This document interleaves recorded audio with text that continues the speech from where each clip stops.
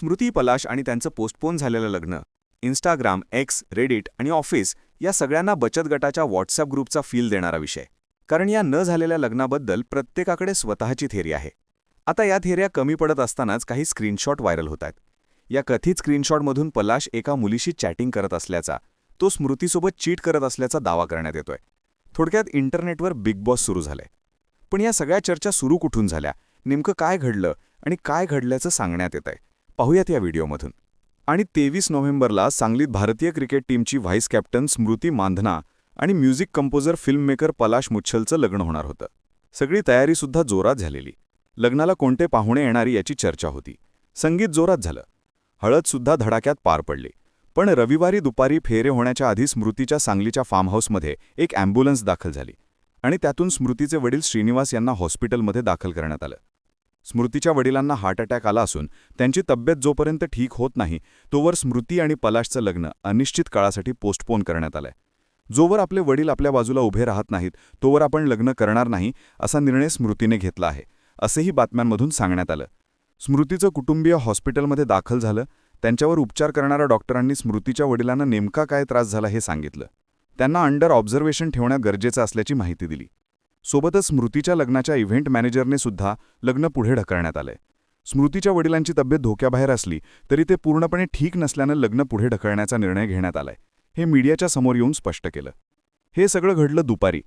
त्यानंतर संध्याकाळी आणखी एक बातमी आली. स्मृतीचा होणारा नवरा पलाशचीही तब्येत बिघडली असून त्यालाही सांगलीच्या हॉस्पिटलमध्ये ॲडमिट करण्यात आलंय.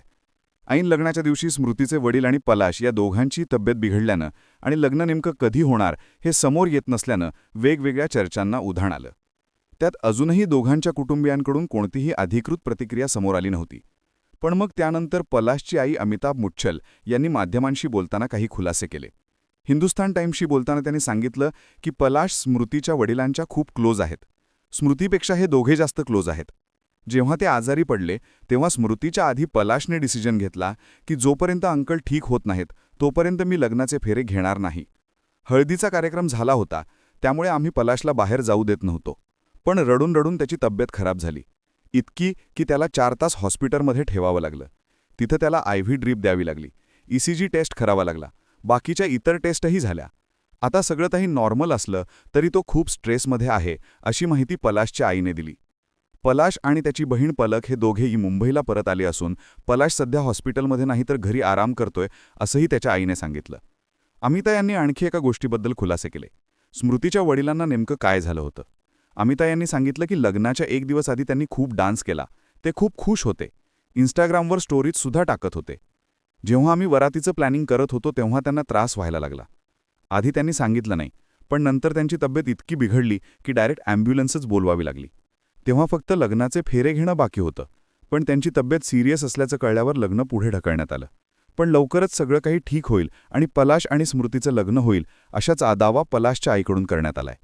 हे सगळं जे घडलं, जे अधिकृतपणे सांगण्यात आलं ते होतं. पण या सगळ्यात सोशल मीडियावर वेगवेगळ्या थेरीत चर्चेत आल्यात. रेडिटवर काही पोस्ट व्हायरल होत आहेत ज्यात पलाशचं कोरिओग्राफरसोबत अफेअर होतं. लग्नाच्या दिवशी ही गोष्ट स्मृतीला समजली आणि त्यातूनच हे लग्न मोडलं असा दावा करण्यात येतोय. पण अर्थात याला कोणताही आधार नाही. त्यात सोशल मीडियावर काही स्क्रीनशॉट्स फिरतात. मॅरिडी कोस्टा नावाच्या एका अकाउंटवरून पलाशसोबतच्या चॅटिंगचे स्क्रीनशॉट शेअर करण्यात आलेत. 1 मेच्या स्क्रीनशॉटमध्ये पलाश या मुलीला पुढच्या आठवड्यात तो फ्री असल्यावर आपण मॅरिएटला स्विमिंगला जाऊ असं म्हणतोय. यावर तो डेट करतोय ना असा रिप्लाय त्याला मिळतो. यावर पलाश मेसेज करतो की याचा अर्थ आपण स्विमिंगला जाऊ शकत नाही असा होत नाही. मग ही मुलगी मेसेज करते की लोक तुला ओळखतात, आपण सोबत गेलो तर ते वियर्ड वाटेल. यावर पलाशचं उत्तर येतं, मी माझ्या फ्रेंडसोबत चिल करतोच, यात वियर्ड काही नाहीये. मी माझ्या असिस्टंटला कॉल करून ठेवीन, त्यामुळे आपण ग्रुपमध्ये आहोत असं वाटेल. यावर ही मुलगी तू तिला दररोज भेटतो नाहीस का असं विचारते. तेव्हा पलाश रिप्लाय करतो की याबद्दल नको विचारू, आम्ही लाँग डिस्टन्समध्ये आहोत. 3 ते 5 महिन्यातून एकदा भेटतो फक्त. याआधी मी तिच्यासोबत टूरवर चिल करायला जायचो, पण मागच्या 2 वर्षांपासून माझ्यासाठी सगळं खूप हेक्टिक झालंय असं पलाश म्हणतो. यावर ही मुलगी रिप्लाय करते की हे खूप वाईट आहे. पलाश मेसेज करतो की यामुळेच आम्हाला वेळ मिळत नाहीये आणि हाच प्रॉब्लेम आहे, पण जे आहे तेच आहे. यावर या मुलीचा रिप्लाय येतो, पण तुझं तिच्यावर प्रेम आहे ना. या मेसेजवर पलाशचं उत्तर असतं, तू सगळ्या याच गोष्टी बोल.